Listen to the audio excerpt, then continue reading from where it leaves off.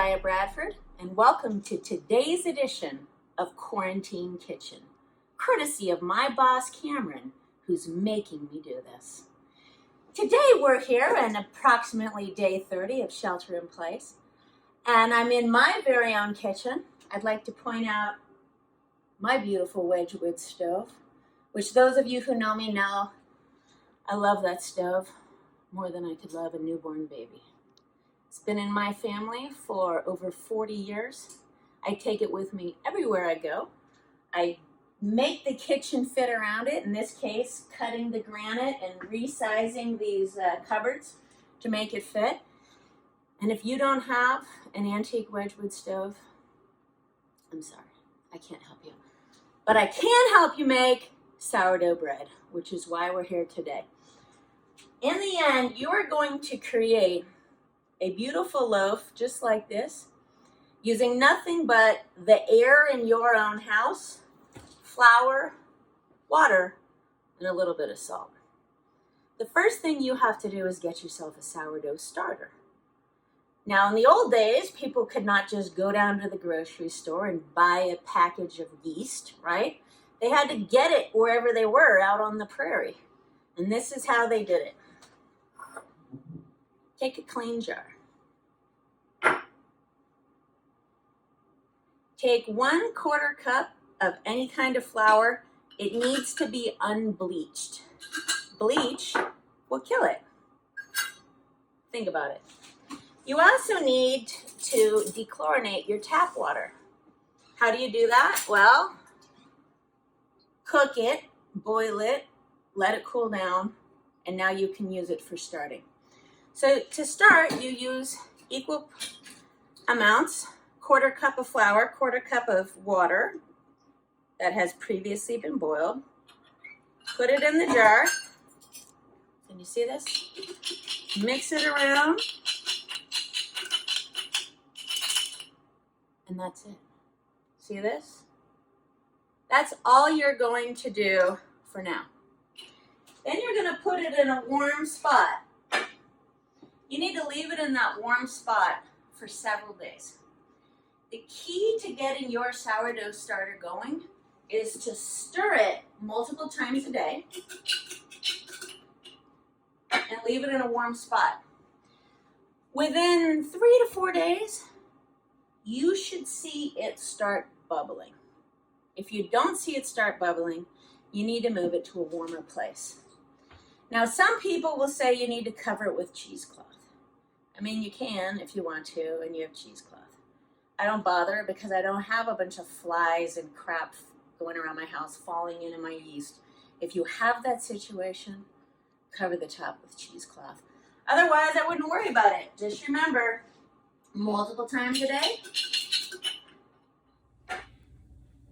Okay, this is the first 24 hours. That is not a bubbling enough starter. So keep stirring it multiple times a day. Keep it in a warm place and keep waiting. All right, now it's been about 36 hours. See that? It's like a little crusty on top. That's actually great. That is yeast starting to gather. So if you see that, don't freak out. Stir it in. Keep it going. I'll probably be able to feed it actually again by this afternoon. All right. So now that the starter has begun to go, we're going to do the next step, which is same thing you already did, but this time you are adding 3/4 of a cup of flour and 3/4 of a cup of water. And just like before, it's important that you've got unbleached flour, and it's important that you boil your water first. And it's important you use a wide mouth jar so you don't do what I'm doing right now.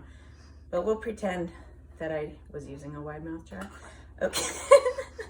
All right, so there you go. Spill your flour all over the counter. And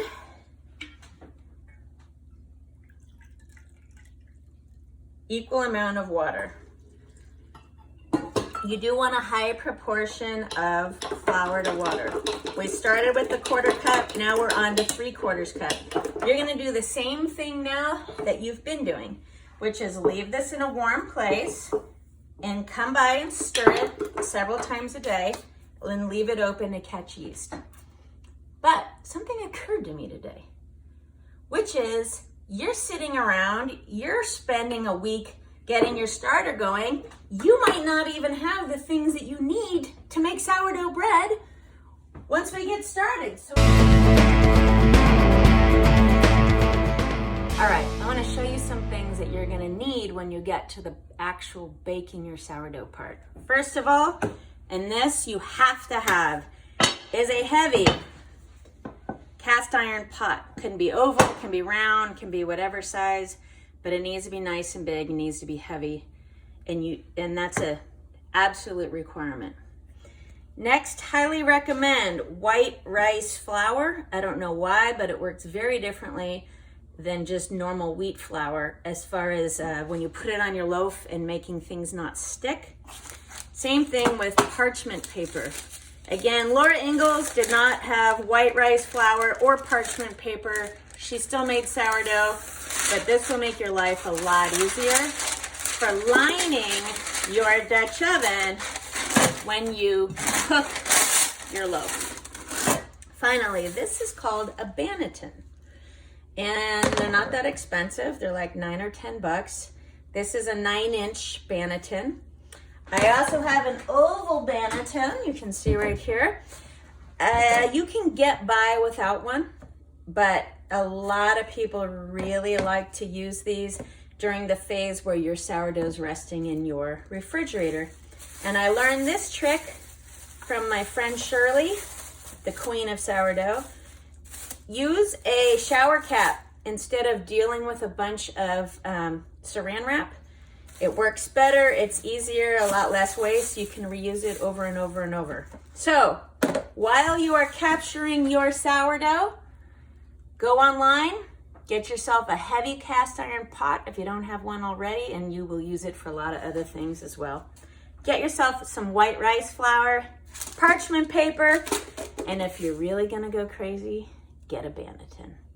All right, keep stirring that sourdough. Oh yeah, look at that. Just a couple hours after the addition of more flour, and look how happy it is. That's the kind of bubbles you want to see. Keep stirring it, and remember, it should be kind of at least that thick, or else add more flour. All right, now it's Thursday morning. We started this on Monday. Again, that crust thing on the top is actually good. Don't be afraid.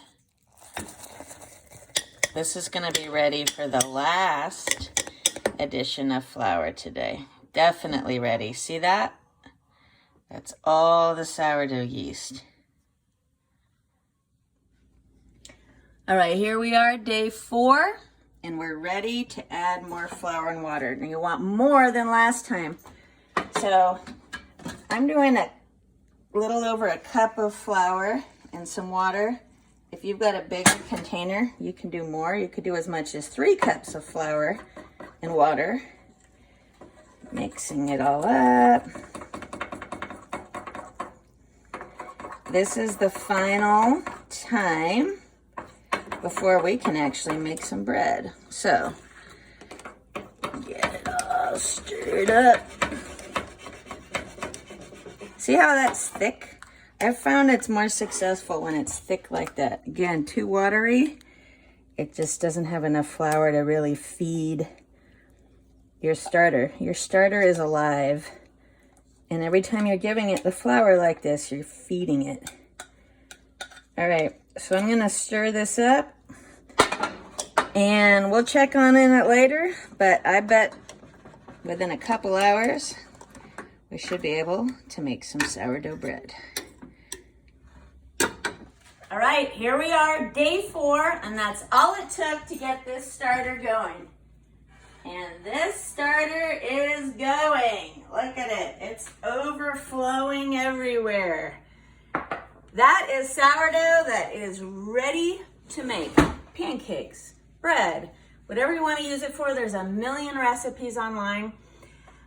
You also can decide you don't want to make it right now. Something came up, all of a sudden you're not making bread, you're going out, which is not actually happening because we're in quarantine, but you can pretend it's happening. You can pretend you have somewhere to go.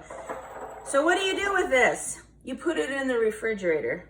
Now this is kind of nasty because it's all overflowing, so I would probably put it in a clean jar. That is really like all you need to save. You do not need this much. You can make a bunch of jars, give them to friends. Now everybody has sourdough starter, of course, using proper distancing protocols when you make the transfer. Lasso. If you don't want to make it right now, you put it in the refrigerator. I'm actually not going to put it in the fridge in this dirty jar, but for the purposes of illustration, stick it in the fridge and walk away. You can leave it in there for weeks, 3 weeks, 4 weeks, before you take it out, feed it again to bring it back to life. Before you cook anything, it needs to look as lively and happy as it just did. And you do that by putting equal parts water, flour, stirring it, putting it in a warm spot. Depending on how warm your kitchen is, it might be a few hours, could be a day. Get it fluffy like that before you try to cook with it. And don't be afraid to neglect it in your fridge. Now, as far as how I make bread, that will be the next edition of Quarantine Kitchen.